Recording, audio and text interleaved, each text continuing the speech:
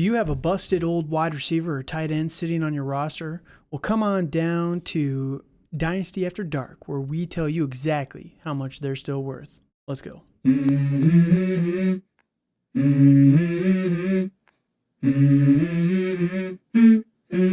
Let's go.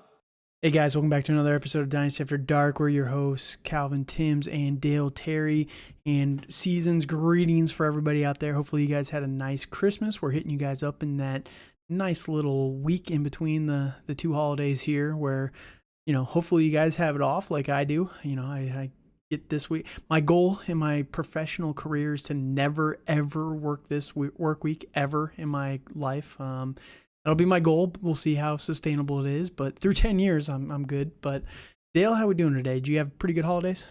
Yeah, it was pretty good. Everything's going well, and I'm in the same boat. I have worked this week before. I'm not working right now, and it's super weird. It feels like time doesn't exist. We're on Thursday, and it feels like it's a Monday. It feels super weird, super off. But dude, hey, It is weird and wacky, and I am here for it, and I'm just really excited to talk about these old busted players. Can't wait. Yeah, it's going to be a good time. And as we're recording this, week 17 championship week has started where, the Browns game is going on right now, and they are whooping the crap. And I love to see it. I'm a Dolphins fan, so whenever the Jets fail, I feel good about myself. I feel great. Like even when the Dolphins are bad and the Jets are horrific, I'm loving it, loving every minute of it. I just want to point out, before the season started, I did predict that the Jets were not going to make the playoffs and that they were going to be bad. Well, I did predict it. You can say, it was Aaron Rodgers, but even with Aaron Rodgers there, this offensive line and this skill core. I think if they had Aaron Rodgers with the AFC how it is, they would have at least been in the conversation. Yeah, that's fair. That is fair. They probably would have won a couple of those games in the middle, but still, man, this offensive line is so bad. It is not good. Bad. It is not good. Oh, every week, man, it's just a recurring theme with these guys. But like Dale said, we are going to be talking about some older wide receivers and quarterbacks, running backs, tight ends, all the above. Yep, we're going to be talking about all of them. You guys all have that one guy in mind of, oh my gosh, this guy used to be elite, as you saw from the thumbnail. Hopefully you guys, if you haven't checked it out on YouTube, go check out the thumbnail. I love this one. Personally, it's a pretty funny one. But, Stefon Diggs, what are we going to do with him? He's getting older. There's a lot of guys that I know all of you are thinking of one guy in particular, and we're probably going to hit him today because we're going to be talking about 12 guys in total and giving you some advice on what you should do with these guys, buy, sell, hold, essentially for all these players. Some of these guys are going to be free agents. Some of them are potentially trade candidates, cut candidates. We're going to see where they're going to end up in the offseason, and it's going to be very interesting. And with them being older, that adds into the potential risk with these guys as well. Oh, well, we know what they are now, but if they switch teams, are they all of a sudden going to be are they going to be worthless essentially for fantasy football? So we're going to get into all of that. But again, if you haven't checked out the thumbnail, make sure you go over to Rumble, YouTube, somewhere where you can watch the video and check it out. It is a pretty funny one. But the podcast is also available on Spotify, Apple, Google, anywhere really that podcasts are found. Stitcher, I think, is one of them too. But it's pretty much out there everywhere. And you can find us on Twitter at TDC_Calvin for myself, at Dynasty_Dale for my co-host here, and at FF After Dark for the podcast. And we take all your comments, all your questions, and all that stuff. We have one more episode after this one for the rest of this season. Then we're going to enjoy the fantasy or the real life playoffs in peace as we kind of retool for next year. And we're going to be, really kind of diving into the rookies after the break. We're going to come out with our top 50 rankings, an updated, ranking for each position. We're going to go through and give our initial rankings for these guys, and it gives us a chance to really kind of dive deeper into these guys anyway. I've seen some of the comments out there. Oh, you idiot, you don't have Troy Franklin high enough. Everyone else does. Well, I haven't really watched a ton of Troy Franklin just yet. I've seen some glimpses of him when I was watching Bo Nix, right? I think that's his quarterback, right? But I haven't watched him specifically that much. I don't really tend to focus on every single player. I pick and choose who I kind of want to watch, and that's how it goes. But after the break, we're going to have a lot more of a detailed list of these guys and give our thoughts to you guys after the break as well. So that said, Dale, any last thoughts? You want to jump into these old men? We got to get to them. Let's go and jump into these old guys who are younger than you. And most of them, who are yeah, probably and who are about my age, which is terrifying to say that they're old in the NFL. But yes, I'm ready to dive right in. Yeah, that's where it's kind of funny. You know, we're talking about these guys as old, and I am older than all of them now. So that's Yep. It's well. it's wild to think about. Yep. I think Kirk might Most have of me. them. We'll talk about Kirk and Russ, but I think they might have me by about 6 months. So, Yes. but, all right, let's jump into it first. And we're going to start with none other than the Austin Ekeler. And Austin Ekeler, what are we going to do with him? 28 years old, going to be 29 by the start of next year, running back for the Chargers. Chargers are kind of really up in the air right now. What's going to happen with them? You know, they fired Brandon Staley. They're working with the interim. I was surprised when they fired Brandon Staley that they did not go to Kellen Moore as the interim head coach. I thought that was a very odd choice. I thought it was a very critical choice because the fact that they did not do that means that they don't trust him as well either. And, you know, after everything that went down in Dallas, I think that there's a little bit more smoke to this fire than people want to admit. But, you know, they're going to be looking for a new head coach, whether it's Bill Belichick or whoever it may be. I don't know. But Austin Ekeler, he's playing on the last year of his contract. I don't think he's going to be a free agent, a franchise player. They're not going to tag him. I agree. So I agree. At the age of 29 years old, a little bit smaller, but he tends to stay in shape. He started the season off with a great game against your Miami Dolphins and then proceeded to have I think it was a high ankle sprain, if I remember right. Yeah. And he never really looked the same after that. At the same time, the offensive line for the Chargers completely fell apart. So, you know, tomato, which one is it? Is it Austin Ekeler's old and busted? Is it kind of a combination of everything? What are your thoughts on Austin Ekeler and what would you be doing with him? I really think Father Time has really caught up with Ekeler, unfortunately. He's looked really bad. He's looked slow. Mm-hmm. You know, I mean, this offense just hasn't worked this year. It just hasn't. It's been really clunky and just not good. I mean, there have been injuries to Keenan Allen and Mike Williams, which has really hurt this offense, but that shouldn't have hurt Austin Ekeler's production. You know, he's at a career worst, barely over 3.5 a carry, which is atrocious. I mean, he's not getting the targets as what he's used to. That's the biggest thing for me personally. It's a targets and the touchdowns have fell off the face of the earth. I mean, with touchdowns are a sticky. Well, I mean, not a sticky stat or anything like that. But I would think the receptions would be in this offense, especially with him being the safety valve for Justin Herbert. Welcome to Kellen Moore, my friend. Welcome it's wild. So I really feel you kind of have to like hold Ekeler. Like I don't think you're gonna get hardly any value. I think you'd be lucky to get like a mid second. I mean, that sounds.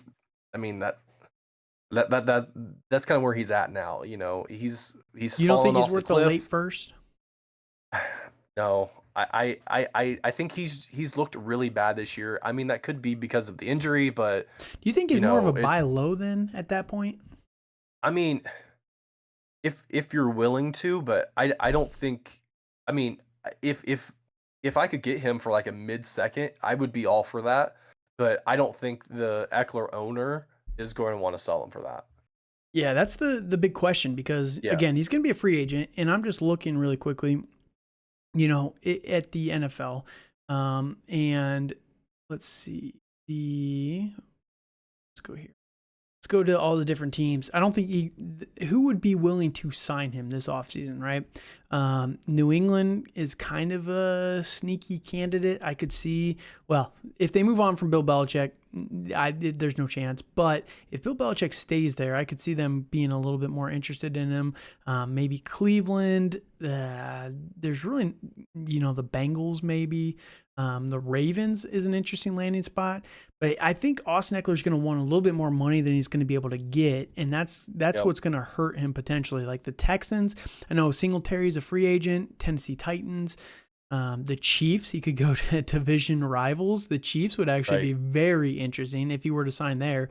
But there's really not too many places where I think a running back like Austin Ekeler, who is a little bit undersized, who is a pass catching specialist, who has not been able to do that this year, that's going to limit him a little bit as well. Now, the reason why I say I think he's a little bit of a buy low candidate, if you're willing to pay a mid-second, I'd be willing to pay a second in general. If it's a higher second, if it's like 2-2, 2-3, 2-1, I'm not too worried about that at this point in time, because I do think Austin Ekeler is going to go somewhere and he's going to have his choice, right? He's going to go and he's going to meet with these guys and, they're going to say all these things. I don't think that he's completely lost a step. I do think he's slowed down a little bit, but if you look at it through 12 games, he has 156 attempts. That is way higher than what he's used to so far in terms of workload through his entire career, right? All of his damage has been done through the receiving game. He's half of what his normal targets are per year, or 75% of the way there. And that's a big problem because they're not utilizing Austin Ekeler like you should. He should be utilized like a Jahmyr Gibbs, how they're using him over in Detroit right now, with him not being the primary ball carrier, but more of the, get him in space and just make him an explosive weapon. I do think that you couple with the fact that he had the very early injury to his leg, that plus the overusage in the other games ever since he came back through the ground game with a depleted offensive line that's not creating the same holes that it kind of used to in the past, I think it has led to Austin Ekeler taking a little bit more damage than he's used to throughout his career. And I think that's why he looks a little bit more sluggish. And wherever he chooses to go, it's not going to be that way. He's not going to be the primary bell cow type of guy, right? He's going to go and be like Ezekiel Elliott for the Patriots is right now, right? That's why I kind of like the Patriots as a landing spot with Bill Belichick, where, he's going to go and he's going to pass block and he's going to be the dump off target and he's going to get, 100 targets over with the Patriots. So I think if you can get him for a upper second, I'm 100% in on Austin Ekeler. I think he's going to have a very productive, maybe 2 more years left in fantasy. And after that, who cares? Like these second round picks, 90% of the time bust anyway. So, if I can go and get Austin Ekeler, who is a known candidate, known quantity, that maybe you wait until, well, you kind of have to do it now though, before he signs with whoever, because if it is the Chiefs, then you're screwed, right? That's going to be like late first territory. And that's where I'm out on that. Even with the Chiefs, like it's tempting with the Chiefs. Like if he did sign with the Chiefs, would you be willing to spend a first on Austin Ekeler? No, I'm not spending a first on Ekeler. Okay. I'm pretty I think maybe the 205 and lower for him. Okay. I feel he's damaged goods at this point, and right. I think it's kind of beyond repair, unfortunately.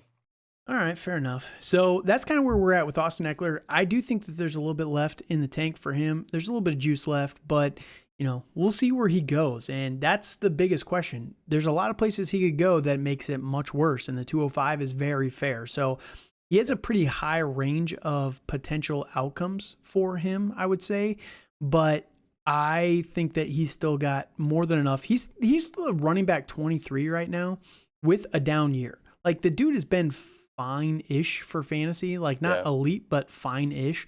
And this is with a really bad Chargers team. So I do think that he's going to go somewhere and he's going to be a productive weapon. And wherever he ends up going, people are going to say, oh, man, I wish I would have got him cheap while I could at the time. You know what I mean? That's the only thing with Austin Ekeler. Yeah, no, I get it. I get it, but still, I'm kind of hands off on him. All right, fair enough. Let's go to the next guy here, and this is going to be the superstar, the same guy on the same team, Keenan Allen. And Keenan Allen, 31 years old, had an amazing year. He's the wide receiver 5 right now, which is crazy. He's got 150 targets, 108 receptions. He got banged up, and he's not coming back, essentially. He got knocked out the same time that Justin Herbert did, and it's just he's not going to be coming back this year, guys. I hate to tell it to you, but yeah, he's basically done.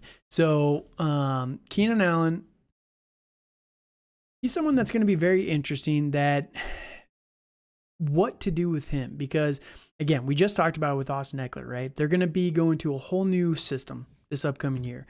He's still going to have Justin Herbert next year, so that's going to be good. They might move on from Kellen Moore, but Mike Williams will eventually be back, right? We have no idea. Hopefully, Quentin Johnson, he takes a little bit more of a step forward in year number 2. I do think that that's ultimately going to happen, especially with a better coaching staff around him. You know,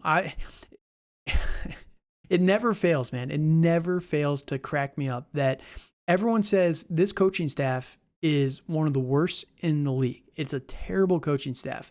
And yet at the same time, Quentin Johnson is a bust and will never develop. It's like, guys, pick one, man. Like maybe he won't develop, but can we at least say that the coaching staff did him no favors whatsoever? Like, can we at least admit that just a little bit here? But you know, it is what it is. Hopefully he takes a little bit of a step forward, but we'll see what this team does. How are you feeling about Keenan Allen, though, given all of these variables that we just talked about with Austin Ekeler?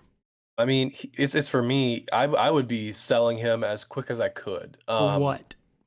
I know that's gonna be the thing. I think if I could get if I could get a late first for There's him, no chance. I know. But I think with some of the name value, with him coming back with Herbert, him coming back with, you know, like a new regime, it could be all this rejuvenation. But the problem on top of that, like, you're kind of getting him for 1 year in 2024 because he's going to be a free agent in 25 with him being 33. You know, like, so I think if you kind of got the same value that you could get out of Ekeler for Keenan Allen, I would be pretty happy with that. You know, like a mid second, I feel is very, very fair for him. I mean, I would rather do that over trying to get Austin Ekeler at this point, because you know, even with some of the injury history with Keenan Allen, I feel really good when he's on the field. He is Herbert's number 1 target. You know, like, he's going to get, you know, 10 to 15 targets a game. He's going to get almost 100 yards and almost a touchdown a game. I kind of feel so. You know, I feel pretty good about that. You know, as long as it's not a Kellen Moore offense.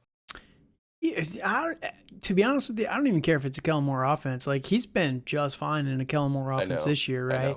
Now, here's the thing with Keenan Allen. Everyone's going to say, oh, buy, sell, hold, whatever, but hardly anyone does it ever. Let me rephrase this.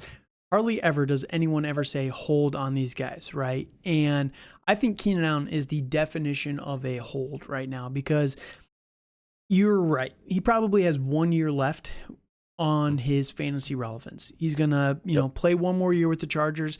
He might even retire after that, just because I could see him not wanting to move and uproot and everything. He played for California in college, right? He plays for the Los Angeles Chargers, formerly the San Diego Chargers. Like, the dude has lived in California his entire adult life, you know, for the last 12, 15 years, whatever.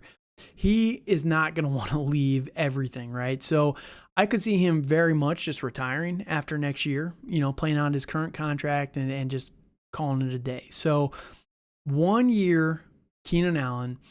I don't think you're going to be able to get a first for him. I don't think I would give him up because of the production that he's going to get next year. I think they're going to try and send him out, whether it's Kellen Moore or anyone else, on a high note, right? Keenan Allen, you helped us. This roster's not that bad either, but, you know, Keenan Allen, you've been with us for 10 years. Let's just send you out on a high note. You can retire, and then, you know, we'll win for us. We get the playoffs. Win for you. You get to go out on a high, right? That's kind of going to be what I think next year is going to be for Keenan Allen. So you're not going to get a first for him, And a second isn't worth it. Again, these second round picks they I bust too agree. high. It's too high of a percentage bust rate. So I would just be holding him and taking the production next year. And then when he's done, just say, thank you, Keenan Allen, for everything you've done for me. I appreciate it. Cut him off your roster and just let him retire in peace, So not everybody has to be a cash out asset. I think that you can get some good value for Keenan Allen next year. And that's why I'd be holding him personally. So Yeah, yeah, and that's very fair. I think I feel better about holding him than with Eckler, but fair. I know I can get more value out of Allen than Eckler. So that's where I would be trying, like, if I'm able to get like a I know at that point in rookie drafts it's kind of hard to get a stud like Allen, but if you can get a Mm-hmm. pretty solid receiver or running back that or even a quarterback, in any position that you'd need, anyone that's solid, I think I would be cashing out. Fair enough. Fair enough. All right, let's go to another wide receiver that's been having an amazing year this year, and that's going to be Mike Evans. And, Mike Evans, he's doing it again, man. We didn't think it was possible, but Mike Evans he's wide receiver number 6, right behind Keenan Allen, who is wide receiver number 5. So Mike Evans is doing it a little bit differently than Keenan Allen. Keenan Allen is doing it purely on yardage and receptions in a PPR league. Mike Evans is doing it purely on touchdowns because the dude just cannot stop getting touchdowns. Yep. He's got, this is his 9th straight season of getting, or 10th straight season, whatever, of 10 straight of getting 1,000+ yards. And, Tampa Bay is in the mix to go to the playoffs. And I think that they're going to bring back Baker Mayfield. There's already been rumors and talks that they're going to try and figure something out for Baker. Baker's been balling out these last couple weeks too. He really has been. Yeah. Props to Baker. Like we have to remember that the offensive coordinator for the Tampa Bay Buccaneers is a first-time offensive coordinator. He's never done it before. I can't think of his name off the top of my head. I can see his face, but I just can't think of his name. But he's never done it before. He's a first-timer. And the fact that the Bucs kind of started a little bit slowly, but even so, Mike Evans never did. Him and Baker always had a little bit of a connection there. Godwin, on the other hand, is a little bit more of the odd man out in this offense. But, Mike Evans is a free agent after this year. I could see them re-signing Mike Evans. Again, he's been with the Buccaneers for 10 seasons now. They're going to want to let him retire a Buccaneer, knowing that family and kind of how they work and everything like that. They're trying to bring back Baker Mayfield. He's just going to have a great season again next year. Like, nothing is really going to change that drastically for this team. So, Mike Evans, how are we feeling about him and his value compared to such, Keenan Allen, for example? Now, personally, I think that they're going to re-sign Mike Evans to maybe a 2-year deal, 2-year, $40 million, 3-year, $60 million, something like that type of deal. Maybe even they sweeten it a little bit, 65 or 66 million, whatever it is, given the current wide receiver kind of marketplace that's out there. But let's say they give Mike Evans $65 million with $40 million guaranteed, right? How are we feeling about Mike Evans in terms of, if you have Mike Evans, are you wanting to hold him? Are you wanting to move on from him? What are you thinking? I think I think he's kind of in the same boat as Keenan Allen. Like I don't think you're gonna get the value that you want out of him, but also, I don't really want to be left with the bag here. But he has been Mr. Consistent. I think I'm a little worried with some of his production the past couple weeks with Baker really going off. I know he's scored really well, done really well, but it's really been Chris Godwin getting a lot of the targets the past couple weeks. Yeah, It, that was kind of it has expected been. though too. It has been. Yeah, that kind of So had to happen so though, right?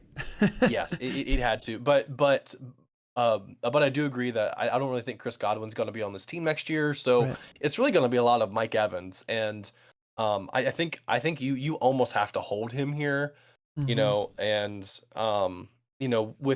with him probably going to be here for the next couple years, and he's probably going to have another 1,000-yard season and keep going on his current record. So I think I'm a pretty firm hold. I think his trade range again is about like a mid second.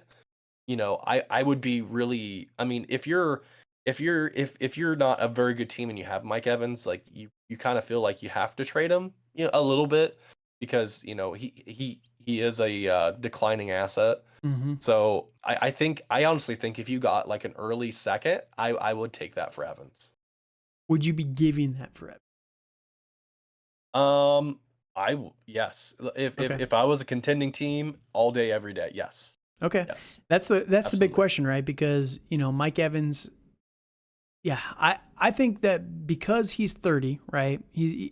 And if you can check the when's his birthday? I think he just had it not too long ago, if I remember right. But if you can pull his birthday while we're talking here, He is 30 and a half. 30 and a half. So he'll be Yeah. 31 before next season. Yep. Given the year that Keenan Allen just had, right? Again, Keenan Allen's doing it a lot more on receptions and yardage versus touchdowns for Mike Evans. That's what scares me a little bit about Mike Evans. But if you can get him for a second round pick, I think it's entirely worth it. And I think he's going to have another good year. Again, all the things are going to be back in place that nothing's going to change that says that it should be worse for Mike Evans, essentially. So I would be willing to give up a high second for Mike Evans. Now, you compare that directly to Keenan Allen, who we just talked about. I'd rather have Mike Evans than Keenan Allen. Obviously, he's got a year Agreed. younger, but the one thing that does scare me with Mike Evans compared to Keenan is just the touchdown production is insane, right? And that's why It is. he's thriving. One bad year and you're kind of screwed, but it is what it is. So you got to kind of. I get that, but I also feel if you're giving up an early second, like I feel that's a pretty good risk reward. I would feel different if you're given like the 109, 110 for Mike Evans, Right. Compared to like the 201, 202 for him. Yeah, that's fair. That's fair. All right, let's jump to our next guy. We're going to switch up positions here a little bit. We're going to talk about the guy that's very hot in the news right now, and that's going to be Russell Wilson, Mr. Unlimited. Very limited this year, but Russ has been fine this year. Like people hate on Russ, and I get it. He's a cheesy personality, but he's been fine for fantasy football. Yes, you know what I mean? Yes, he has been. It's not been fun to watch. Don't get me wrong. It's not fun to watch whatsoever. But he's currently the quarterback 9 in 4-point standard scoring, right? But the biggest thing that has kind of stood out to me this year, so far through 15 games, he has 80 rushing attempts. He hasn't done that in a while.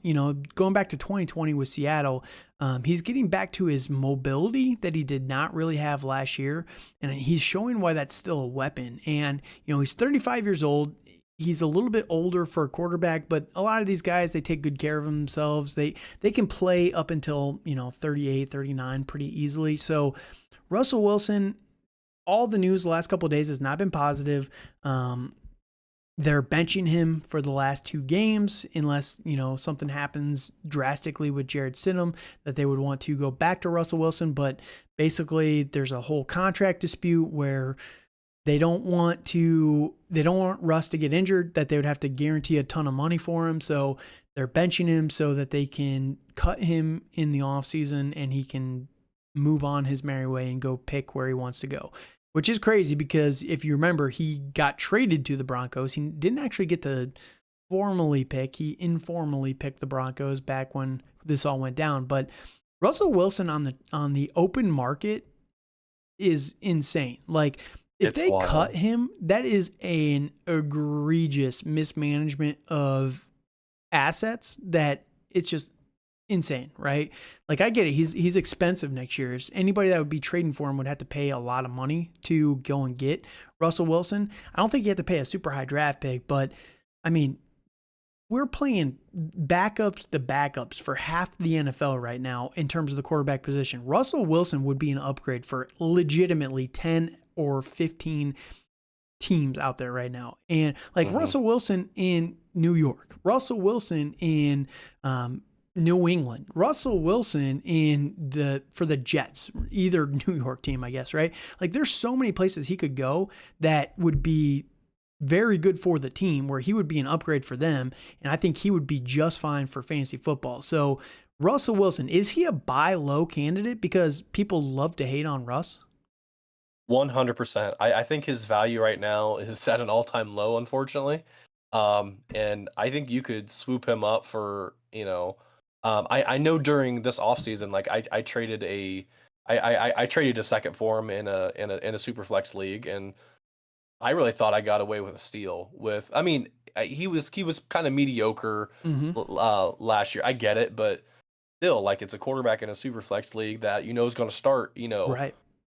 the majority of the games. So, Right. um, you know, I think if you could swoop him up for a mid late second, I would do that all day. Even like a late first, man. In a super Yeah, flex league, yeah, yeah. late first. I think I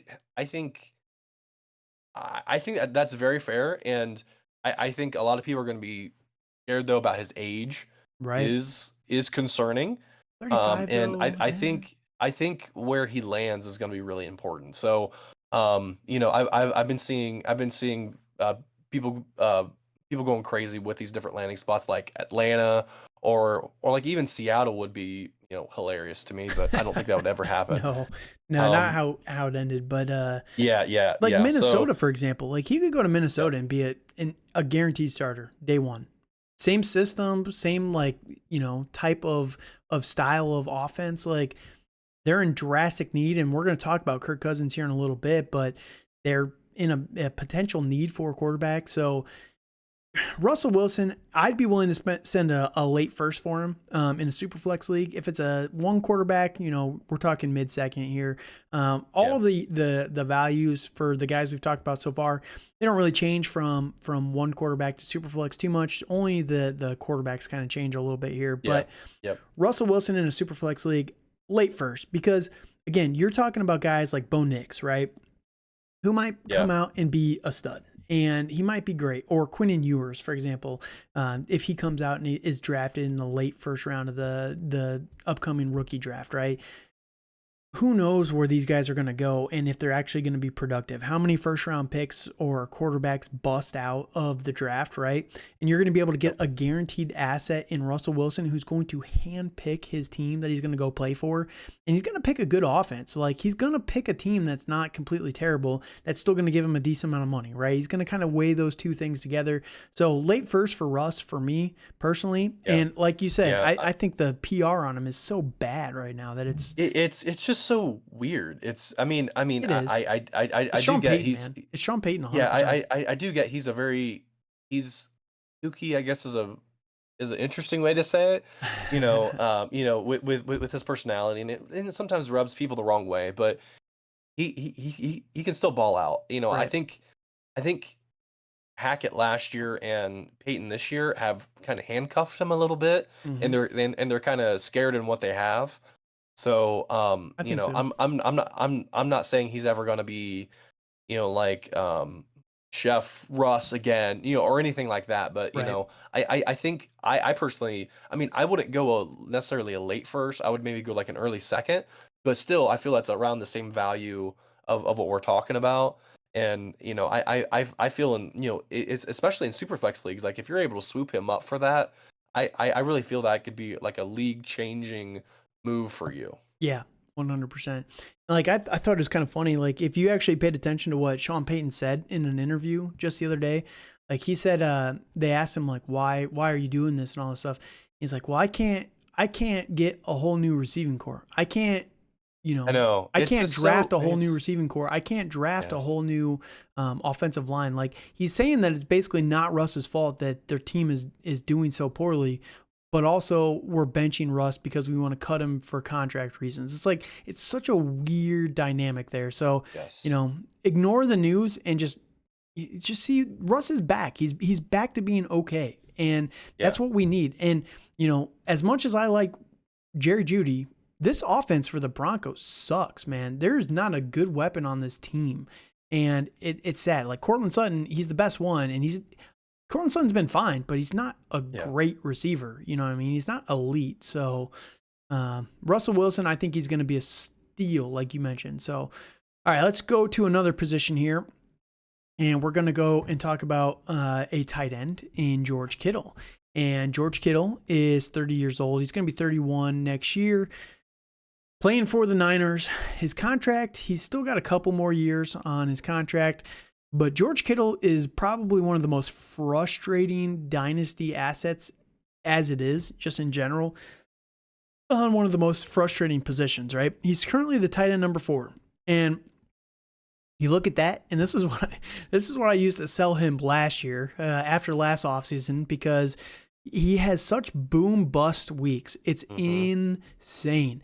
Now he's been a little bit better in the back half since the bye, but a lot of it coincides with when Debo is out. When Debo's out, George Kittle is much, much better.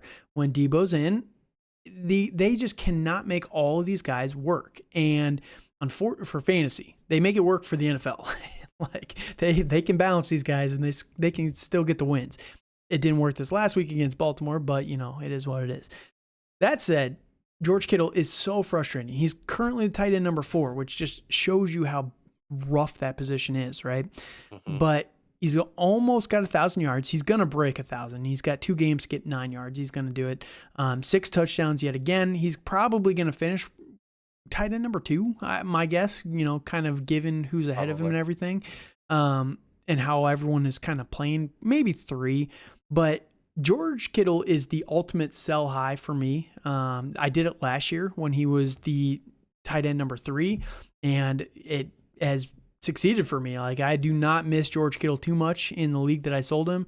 I was also in rebuild in that league, but still, man, he's going on 31, and these guys they can play a little bit longer at tight end, but the drop off is just insane.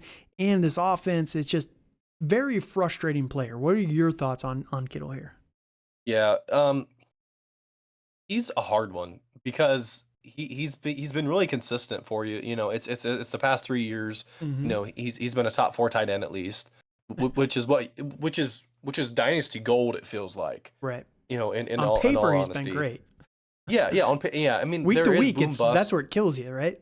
Yeah, there is boom bust. I do agree with that, but I think he has a good enough quarterback right now, a solid enough quarterback right now that I with the assets around him, like, I know that there are splits with and without Deebo Samuel, but as we know, Deebo Samuel gets hurt at least once or twice a year. Right. It seems like. So, right. I kind of feel that, I get he's a sell high, but I mean, you almost kind of want to do that if you're in that situation to try to sell him high, but it's really hard, especially if you don't have another tight end. Yeah, I get it. It's all, all of this is based on your roster. So I think if you have another tight end, I would sell high on him. Kind of all depending on that tight end. Like, if you have like a Cole Kmet or or even like a David Njoku, if you happen to have that. Okay, so here's a scenario for you. Would you sell George Kittle for Michael Mayer in a second? Depends where the second's at. Mid. I probably would for that. Yeah. You would? Like, that's a losing on paper trade, but that's kind of where I'm at too, where if I can get like a Michael Mayer, if I can move George Kittle for a player of that tier, a Luke Musgrave and a first, or Cole Kmet and a mid-second, or Michael Mayer and a mid-second, even like the 1.8 to 1.9, I'd be willing to move George Kittle very, very easily, especially if you have the other tight end like you mentioned. Just the boom bust nature of George Kittle is so frustrating that's what kills it for me.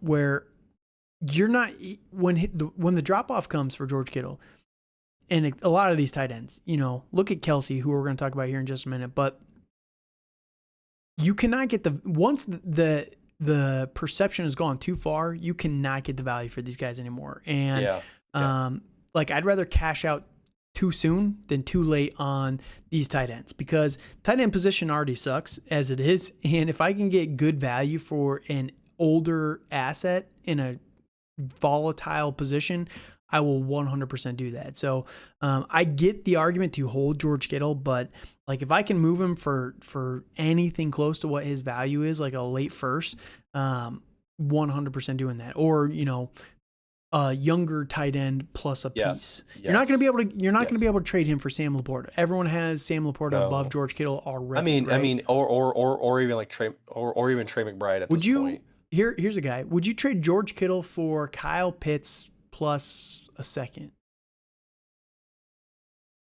I would So you're getting 100% do that. so you're getting Pitts and a second for Kittle? Yeah, Oh yeah, I would do that. Yeah, I guarantee you that trade could happen because Heartbeat. people hate Pitts right now. So That's true. people hate Kyle Pitts right now. But hopefully Arthur Smith get fired. I'm putting it out there. I in the hope so universe. too, but that is not this episode, Calvin. I so. know. But I think that George Kittle, I think that he's the ultimate sell high for me. Again, Dale likes to hold him, and I get that argument. I really do. But Yeah, but I'm only holding if I know I have like a decent tight end that I Right. can rely on after that. Yep, But that's fair. yeah, but if I do have somebody I can rely on, I'm trying to get rid of them as quick as I can. Fair enough. Let's keep rolling here. We're going to go to Cooper Kupp, who is also an older wide receiver. And Cooper Kupp, dude, man, he's so hard to value. The Rams, man, they've been just on fire the last couple of years. Now, Cooper Kupp started the season missing 4 games. He basically missed a 5th game there in Week 11 against Seattle. Had this scary injury where everyone thought he was done again for the year, but comes back the next week, plays a lot, was kind of a decoy in that game, only had 3 catches for 18 yards, but they worked him back up to 100% snap rate the next couple of weeks, and it's been a mediocre year for Cooper Kupp. He's wide receiver 40. Now, again, points per game, I don't have it pulled up right now, but he's much better in points per game average versus his current ranking, right, of 40 overall. But 710 yards, 55 catches, 4 touchdowns. Puka Nacua breaking out and Kyron Williams breaking out for this team was not expected by anybody. And the way that they're using Demarcus Robinson with all of these players combined, Cooper Kupp just does not feel like he's as necessary as what he used to be. And I know that Matt Stafford has the breakfast narrative of Cooper Kupp, if you go back to that, but they got breakfast together, and that's why he only targeted Cooper Kupp for like 3 straight years. But Matt Stafford, if you go back to Detroit, he was a good quarterback. Like, he would target everybody all over the field. It wasn't just one guy that he would hyper focus like Cooper Kupp. And I think that Matt Stafford has finally gotten enough guys around Cooper Kupp that he's willing to spread the ball around to more guys that he trusts in this offense. Puka, Demarcus Robinson, again, Tyler Higbee, trusts him a little bit more, Kyron Williams. All of these guys playing better is what is leading Matt Stafford to go away from Cooper Kupp. And I think that is ultimately why I am very scared for Cooper Kupp and his dynasty value. I don't think he's going to be what he was, wide receiver number 1 overall in terms of points per game the last couple of years. It's not going to happen anymore, in my opinion. And I think his better days are behind him. And I am scared that you're not going to be able to get the value that he's worth at this point, like what you're going to want to get for Cooper Kupp. So how do you value Cooper Kupp right now? Yeah, no, I agree. I'm worried about his value as well. I think with the emergence of Puka Nacua, I think that's really hurt him. But I do think he's a solid guy, but with his injury history, I feel that's very concerning. Yep. And that, I think if you can get a late first for him, I think that's great, but I don't think you're gonna necessarily get that. Yeah, and as someone who, I'm not buying him for a first. Like, how you feel, I would rather have Mike Evans and Keenan Allen for 1 year than Cooper Kupp. Yeah, no, I think that's fair. And I feel Allen and Evans are in different situations because they're the quote unquote number one, Hmm. with Cup being like a 1A or like a 1B at this point, I Yeah. kind of feel. Yeah. So, I get that, and I don't necessarily disagree with that, but I think, I mean, I feel Cup, like, you kind of almost have to hold him at this point. Like, I don't feel you're necessarily going to get the value you want out of him, um, unless you package him in another deal. Fair. So, but I feel if I'm a contending team, and I have like the 112 or 111, I'm gonna try to snatch him up and see what I can do. Yeah, and this is like we just traded him in a league that we co-manage a couple months ago. Cooper Cup and Will Levis in a Superflex league for Jonathan Taylor. And at the time, we're Yep. like, man, on paper, and this is why I think Cooper Cup is what he scares me the most out of all the wide receivers we talked about so far. Because on paper, Cooper Cup still has that name value of like, oh man, this guy's elite. He's a stud, right? Guaranteed first round pick, but in reality, like Keenan Allen and Mike Evans have been better this year, and they're valued lower than he is. So that's what is unfortunate. Where again, on paper, we're like, oh, Will Levis. Now, to be fair, Will Levis has looked very, very good. So Yeah. that in a Superflex league is fine. But that plus Cooper Cup, you're like, oh man, you for Jonathan Taylor for a running back, like, oh, that's terrible. You guys lost that trade. But Cooper Cup's not been elite, right? Like if Cooper Right. Cup's worth a second round pick and Will Levis is a late first, that for Jonathan Taylor, I think is pretty fair. Yeah. It's Yeah. It it's isn't maybe a bad. little bit of an overpay, but But still, that's not bad for what our roster was. right. So, And I, this I is all going into and context and all that stuff. But yeah, it is. but I just think that Cooper Cup, it's just you can hopefully cash out on him where the name value still is up there, but Yes. Yes. hopefully you do it sooner rather than later because I want to move on from him. And if you can't, if you can't get good value, that what scares me the most about him is I don't think that there's going to be buyers for him. Like I think everyone is Right. going to want to sell him, but there's not going to be any buyers for him, and that's what is going to kill his kind of trade value in this offseason. So, Yeah. Yeah. um, I think something for a lot of these guys to monitor is how they finish the year, because that's what a mhm. lot of dynasty players remember is how they finish the year. So Yeah, if Cup, balls out the next couple games, and if they make the playoffs, he plays right. well. I think you could I really think you could capitalize on that, Oh, for sure. and just be aware of that. Yep, 100%. And that is the perfect transition to the next guy we're going to talk about. Amari Cooper, another wide receiver here that's getting a little bit older. He's 29 right now. He'll be 30 next season. Coming off the 54-point game last week My where he had guy, I 11 loved it. catches for 265 yards and 2 touchdowns. I mean, he's been balling out with Joe Flacco. That game alone has bumped him up to wide receiver 12, which is nuts.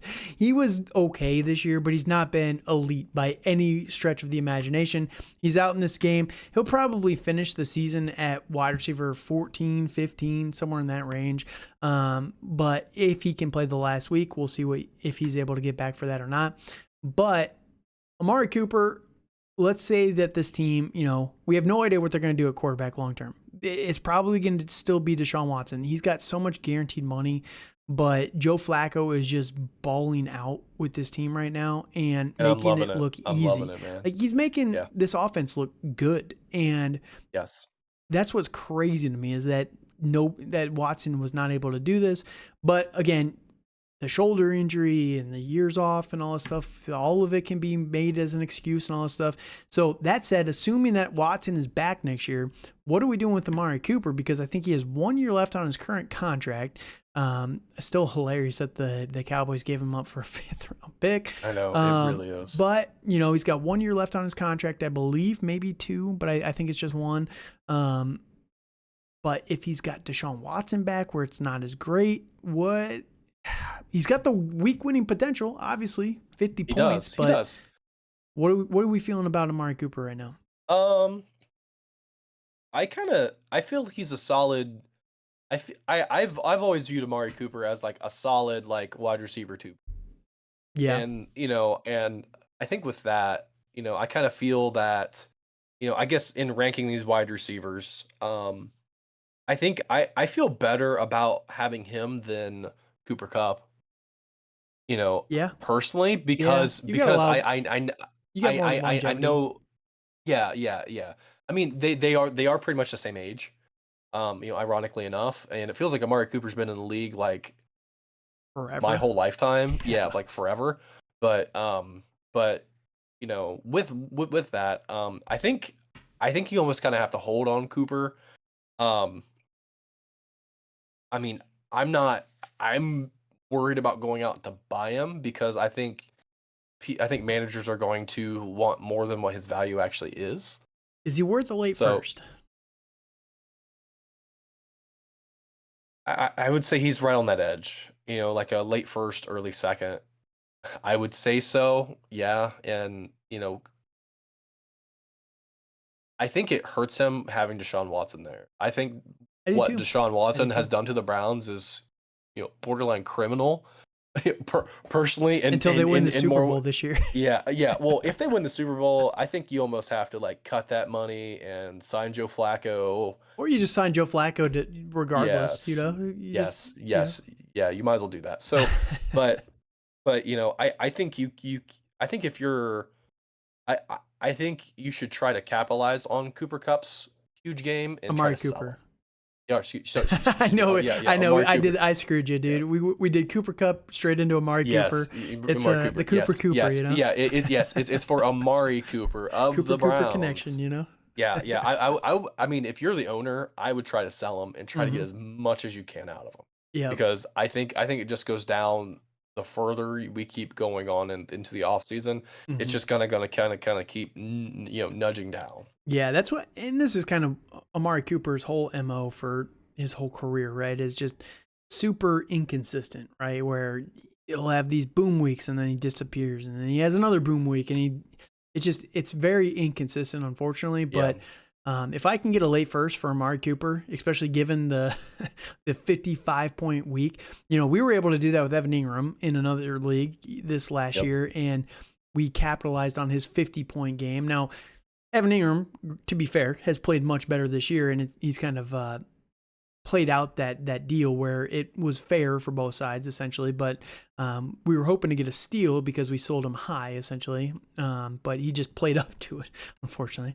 Yeah. But no, I think Amari Cooper, he's going to have good weeks next year. He's going to have bad weeks next year, but a late first, I would not be buying. I would be, if you don't have Amari Cooper, I would not be trying to go and get him. He's not someone I'm No. actively trying to acquire. If you have Amari Cooper, I'm fine holding him. And I'm also fine selling him. If you can get a late first, or a younger, like a Cedric Tillman and a pick, you get the replacement in a pick. Like that'd be very interesting to me. I think Cedric Tillman is going to be someone that's going to be a name we're going to be talking about probably this next offseason, but just wanted to throw that one out there. So, all right, let's switch back up to the running back position here. And we're going to be talking about Derrick Henry, who's going to be 30 next year. I don't know if that matters so much, but all signs are that Tennessee's going to let Derrick Henry walk. And Derrick Henry, he's had the quietest running back 10 season of all time. Like the dude he's almost got 1,000 yards, and the Tennessee Titans have been mediocre at best this year. He's got 11 touchdowns, and he's almost got a career high in targets. Like he's got 2 games to kind of get there, but he only needs 6 more targets to have a career high. I could see that happening. But it's crazy how much they've utilized him a little bit more through the air, trying to get him in space. I think he also has like 2 touchdowns passing this year as well that aren't shown on the stats here. Yeah. So Derrick Henry, they're using him all over the place, but I do think that the Titans are going to let him walk. They're not going to pay a 30-year-old running back decent money, and I would not be shocked if Derrick Henry wants to be honest, I think Derrick Henry can probably play for 4 more years at a pretty competent level. Like the dude is just an otherworld athlete, right? And he's an outlier athletically. And that's why I think Derrick Henry can play for a couple more years. What do we think about him from a fantasy perspective, though? Oh, I want nothing to do with Derrick Henry. Really? I don't want him near my roster because I don't want to be holding the bag. Just like with Austin Ekeler. I mean, I would rather have Derrick Henry than Austin Ekeler, personally. Okay. But I still don't want either of them. I'd rather have Derrick Henry as well. Another guy we're not really talking about, we could add to this list would be Alvin Kamara, but we're not going to talk about him today. Didn't fit in on this episode, but I'd rather have Derrick Henry than Alvin Kamara. I just think that what Derrick Henry brings to the NFL is so unique and so special that it's not something that's going to just fall off a cliff, right? We would have seen it by now. The running back age cliff is 26 years old. He's well past that cliff, right? It's the old Roadrunner meme of where he paints the tunnel on the mountain and then the Roadrunner runs through it, right? Well, everyone else is hitting that wall and hitting that mountain, but Derrick Henry just ran right through it, right? And I think that he's going to keep going for a little while here. His yards per carry on a very, very bad offensive line are astronomically high, 3.9 yards per carry on, I think the Tennessee Titans have the worst rated offensive line in the NFL right now. It's extremely bad. It is atrociously bad. That's impressive. And, he's going to be a free agent potentially. He goes somewhere, he gets to pick where he goes. He goes somewhere with like a middle of the road offensive line or an above average offensive line. I think we can see King Henry type of numbers again where he's pushing 1,500 yards. But at the same time, is he going to be a free agent? That's the bigger question, right? Yeah, and I think it's going to be interesting to see where he goes. I think it'd be funny if he landed in Houston, personally. That really would be funny. Like I always think got a big need, man. Yes, they do, and I think they're going to be a team that gets one of these, like an Austin Ekeler or a Minnesota? Derrick Henry type, or even Minnesota. I think it's going to be one of those teams that are going to really overpay for Ekeler or Henry, and I think it's going to be very interesting. I think unfortunately Henry's. Like I know he's running back 10. I feel his value though is lower than Eckler's because he doesn't really have the receiving chops. It is the big thing. Yeah. So, Yep. But I kind of think they're in the same range. If you're looking to get off of Henry, like the 205, 206, like a mid second is a fair value. Mm-hmm. But I think you're almost at a hold at this point because you're never going to get the value. Like you kind of need. I mean, yeah. Personally, I think I'm buying Derrick Henry, and the reason why is I think everyone looks at Derrick Henry and they say, "Oh, this dude's going to be 30. I want to get whatever I can get for him," and you're going to be able to get him for so cheap, like a mid to late second, easily for Derrick Henry. And again, could you imagine if Derrick Henry signs with the Baltimore Ravens? Could you imagine that? That would be interesting. Yes. Yeah. Like it would he could break 2,000 yards even at 30 years old. I don't care. He could break 2,000 yards. Like the Ravens and Derrick Henry would be disgusting. And as much as we love J.K. Dobbins, he's not really coming back anytime soon, right? And yeah, he's not. Like there's just so many places where I think Derrick Henry could go with an above average offensive line. I would be buying Derrick Henry because of the fear that everyone else has in him. And we all need running backs. You need these guys. And Derrick Henry has not missed time. Like he's played 15 games. He has not missed any time. And this is with him getting like 50% of the snaps, sharing the backfield with Tajay Spears a lot more than people expected this year. And, I see that as a massive upside potential in Derrick Henry of this guy's older. He's not really getting banged up. He's a freak of nature physically. I think he's someone that is worth taking a stab at that you could get much cheaper than, look at the late second round picks. You're talking about guys like, who was a late second round pick this last year? Tank Bigsby. Like I'd rather have Derrick Henry than Tank Bigsby, for example. Oh yeah. Absolutely. Absolutely. So, all right, let's keep rolling here. I know we're going a little long, guys. We're having a little fun. We got 4 more guys we're going to talk about. We'll kind of get to them a little bit more quickly. We'll try and push it along a little bit more. And that's on me. That's on me, guys. You can tell me in the comments down below how badly I'm doing at pushing this along. But we're going to talk about Taylor Swift's boyfriend. That's how we all know this guy. Nobody knew him because of football, right? Travis Kelce. And Travis Kelce is 34 years old. And I think he's done. I think he's done after this year, man. I don't think he's coming back. I think if you can sell Travis Kelce in any league you have right now, I would, for anything, pull the trigger. I watched him this last week against the Raiders. The dude doesn't even look like he's in the same shape. Like he looks like he's put on 25, 30 pounds. And it's crazy. He's doing great. He's the current tight end number 2. But he is bad. He has not been good for fantasy. He's not been the record breaker that we all hoped he would. It's kind of funny. You look at his game log, and right around the time that he had a little bit of a 1-month stretch right after the Taylor Swift, he got the Taylor Swift bump where he played out of his mind at first, right. The honeymoon period, right? Now it feels like all that extra attention that Taylor's kind of desiring is dragging him down a little bit more because he has not been good in a while. It is interesting, and I wouldn't in just like what you were hinting to. I wouldn't be surprised if he does retire, like with his brother this year. Which I could see that both of them. I could see that very realistically happening, and then him transitioning into life after football, which I think he's starting to already do. Yeah, he's got the podcast with his brother. He's dating. He has all these commercials that yes. Yeah, he's dating Taylor Swift like. He can do whatever he wants. You don't think she knows people, guys, in media? Like he could go do whatever he wants, anything. I know that. So on that, excuse me. Yeah, I would be selling him as quick as I could. Yep.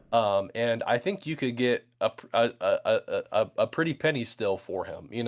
I don't think you pick. Get... I'm still taking it. I'm taking it for a second. Really? Oh yeah, because I don't think he's going to play next year. So if I can get a second for him, like that is fair. If you're in trade talks, right, and they're like, first, man, I don't know, first feels a little too high, too rich. Like I'm taking a second because he's not going to play. He's done. He's already talked about retirement. So if you did a player for player trade, so who's a player that you think you can get for Kelce?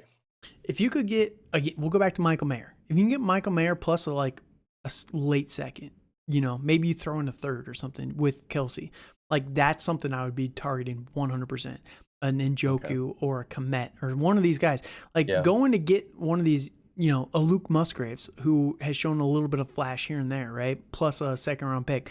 Like I'd be trying to get one of those young blood tight ends, and people aren't dumb, right? They know what you're trying to do, but it depends how low you're willing to go with the second round pick.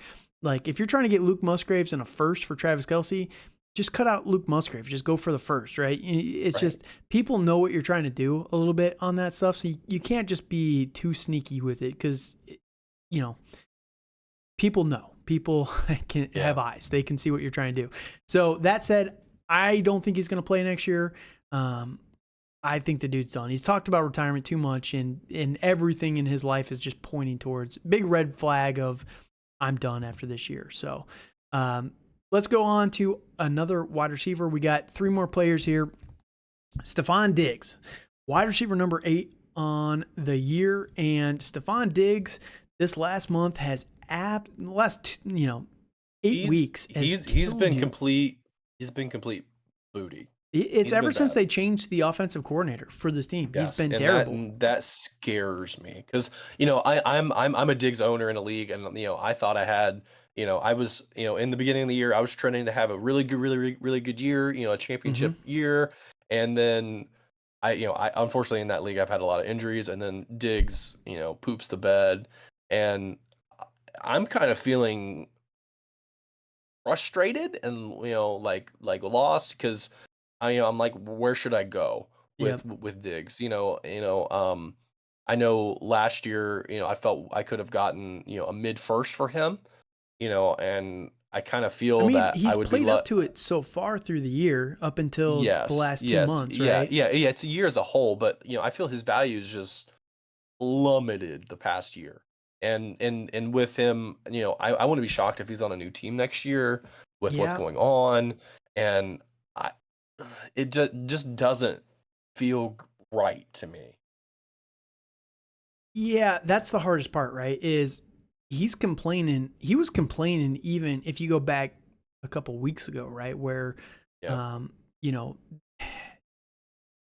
was not happy about his production when he had a ton of production, right? And It's Yeah. like, what more do you want, man? Like, where are you gonna go that you're gonna He be? wants everything. He I wants everything, I Calvin. I He I does. I didn't get it when he was with the Vikings. Like, have never It's understood interesting. Stefon Yeah. Diggs. Like, I guess him going to Buffalo he was more consistent, right? He was getting more volume, but like Minnesota, they were still giving him a ton of usage and a ton of targets and everything.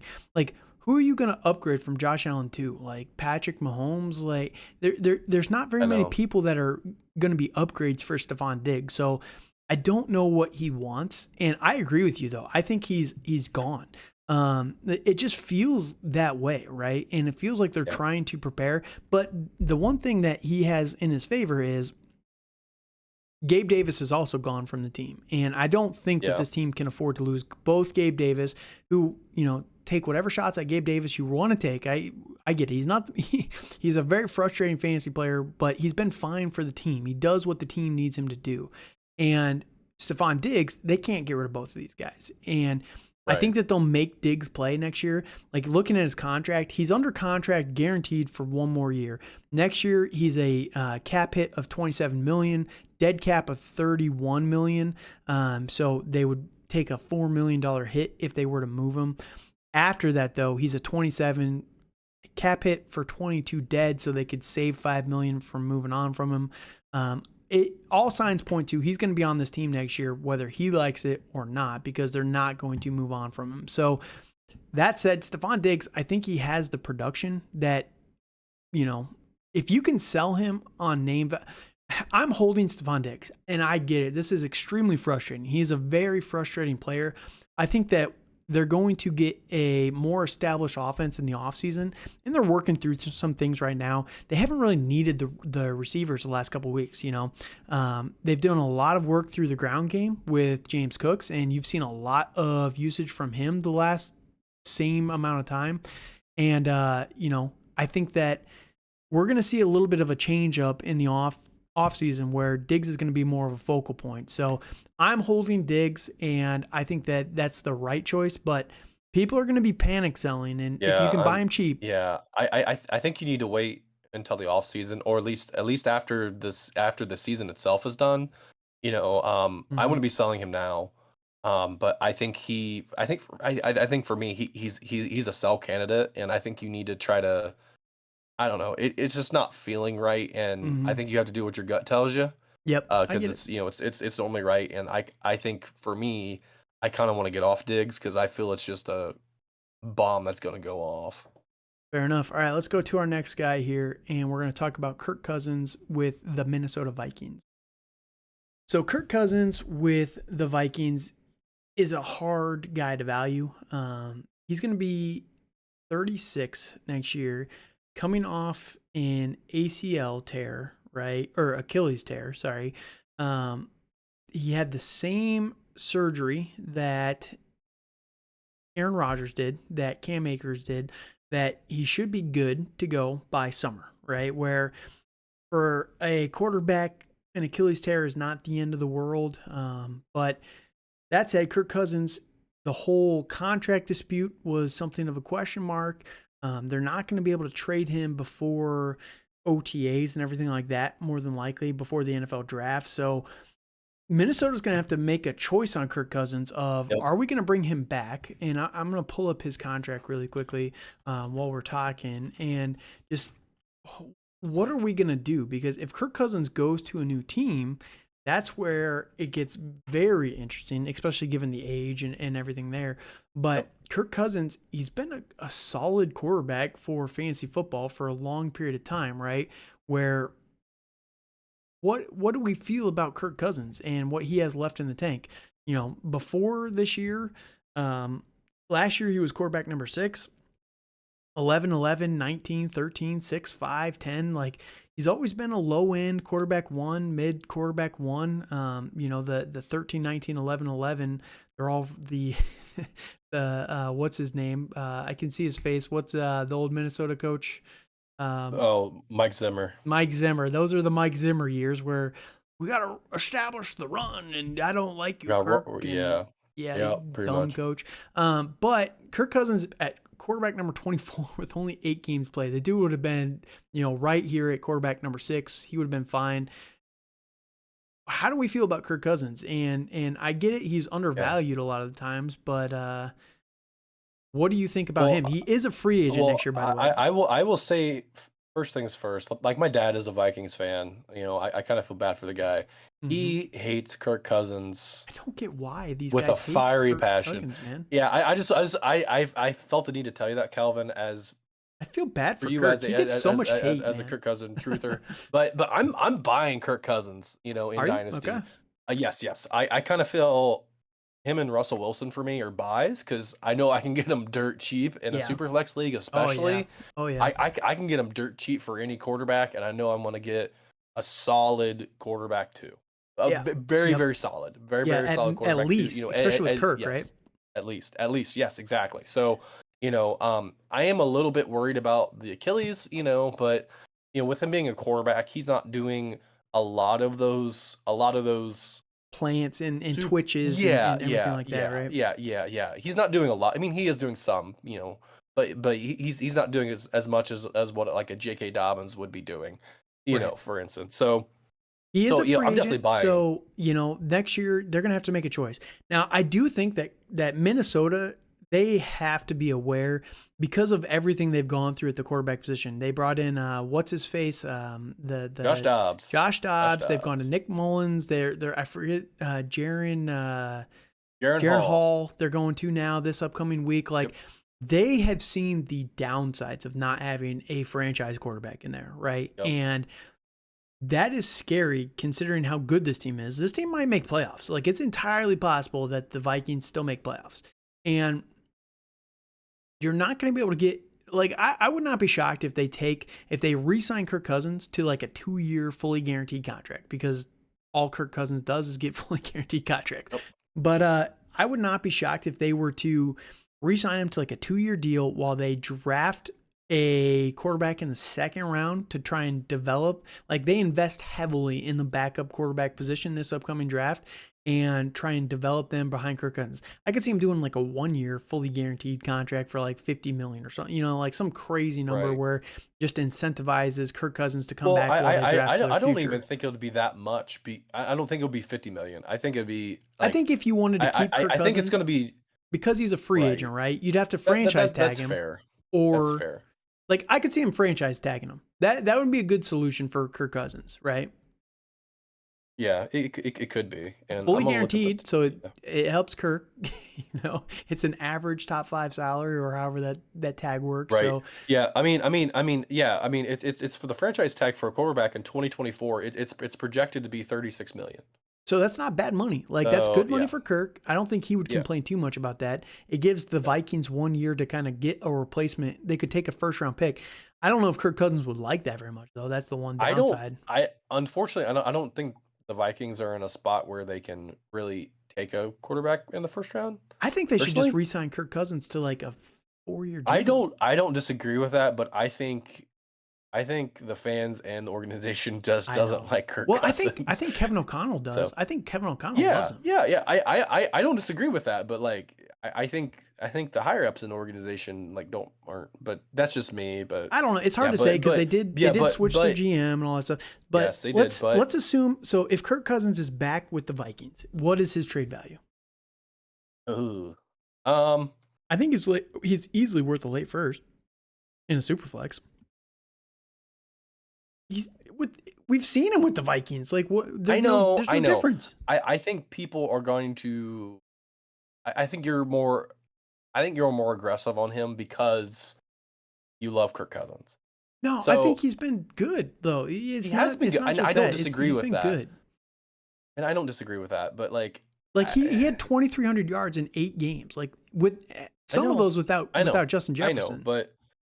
I know, but like if.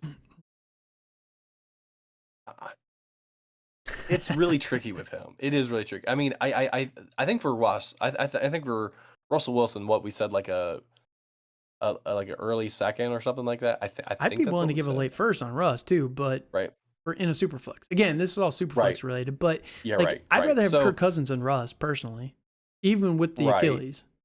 Right. I hear that. So like I wouldn't go any more than an early second, but that's about as far as I'm going with him. Fair So enough. Fair enough. yeah, So Kirk Cousins, I think he's a potential steal. If I don't have definitely, Kirk, I would, definitely. especially in a super flex, given how desperate. Like, look at this last year, guys.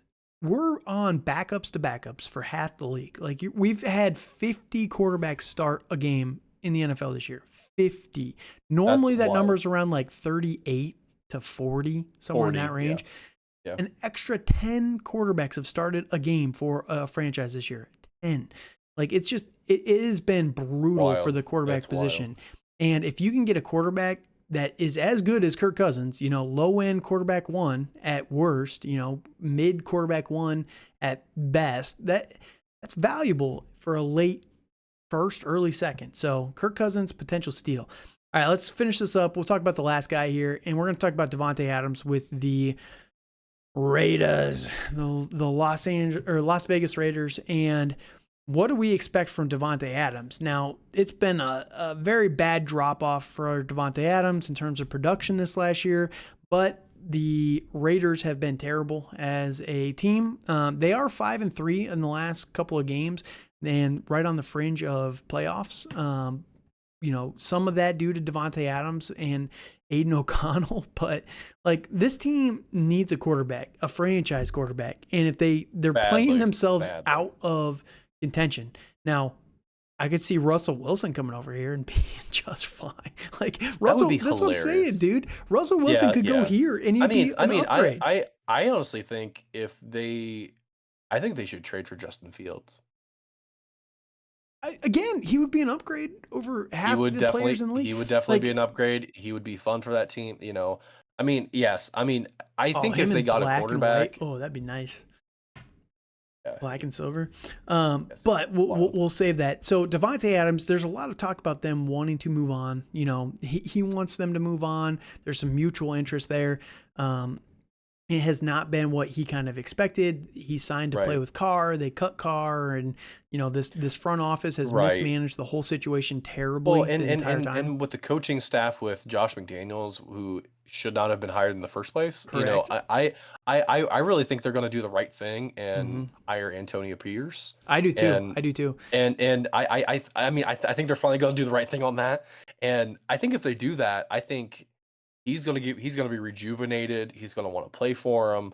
I could see that. I do. Yes. I could see that for Devante Adams and him saying, "Okay, I'll stick around if you can get a good quarterback." Like that'll be the first thing is getting a good quarterback. At least a solid quarterback. Yeah. Like someone that's better than Jimmy G. Like come on. Yeah, for sure. So I think Devante Adams is going to be a Raider for the rest of his career. Like I do. I don't think if they're going to trade him, it's going to be in season at the trade deadline. You know what I mean? It's not going to be an off-season trade. They're not going to get what they want for Devante Adams. It's just not going to happen. So it's going to be a desperate team at the trade deadline. That said, what do we think his production is? He's 31. He'll be 32. I don't think Devante Adams has lost a step, and I get it. Like a lot of people are talking about how he's had a down year. I think that's more quarterback play than anything else. And I think that I agree. I think that if you get Kirk Cousins in here, like you get Kirk Cousins in here, Devante Adams is a top 5 receiver next year, 100%. Like I fully believe that.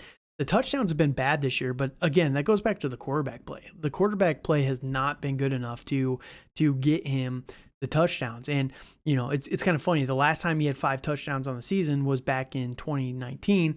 He was also the wide receiver 23 that year. Every year that he gets double-digit touchdowns, the dude's just a top 5 receiver on the year. And I don't think he's lost the ability to score touchdowns. I just think that this offense has not been able to facilitate those as well. So, and I fully agree with that. So if you have Devante Adams, are you looking to sell him or hold him? Keenan Allen. I'm going to, I think I'm going to hold him because I know I have good value. Okay.